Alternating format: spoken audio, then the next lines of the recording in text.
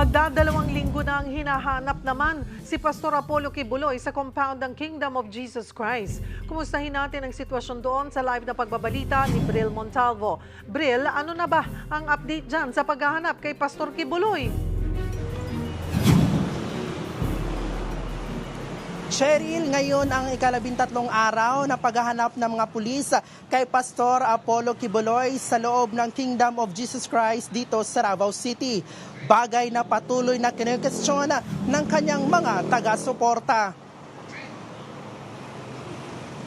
Kumakalat ngayon ang video na ito ng isang malalim na hukay at ilang mga pulis na nagpapala ng mga lupa. Ayon sa mga taga-KOJC, sa basement umano ito ng Jose Maria College sa loob ng KOJC compound.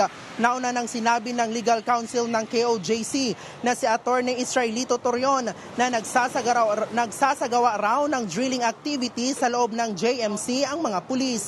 Pero sabi ni General Nicolas Torre ay aligasyon lang umano ito ni Attorney Torion. Magbibigay na lang daw ito ng patunay ng paghuhukay. Sinubukan namin kuna ng pahayag si Torre hinggil sa nasabing video pero wala pa itong sagot. Base naman sa mga ipinadalang litrato ng KOJC, may pinasok na namang mga kagamitan ng PNP sa loob ng KOJC Cathedral. Hindi malinaw kung para saan ang mga ito. Sa iba pang litrato, may simento, mga graba at bato sa police mobile na ito na ipupusit daw sa KOJC compound. Una nang sinabi ng PNP na may na-detect na heartbeat ang kanilang underground radar. Cheryl, kung mapapansin natin dito sa labas ng KOJC compound ay kakaunti na lang ang mga pulis na nagbabantay dito.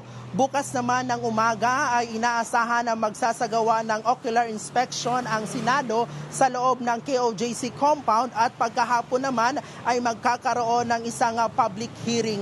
Cheryl, patuloy naman na naninindigan ang PNP na hindi sila titigil sa paggalugad sa loob ng KOJC compound hanggat hindi nila nakikita ang pastor. Cheryl? Daghang salamat, Bril Montalvo.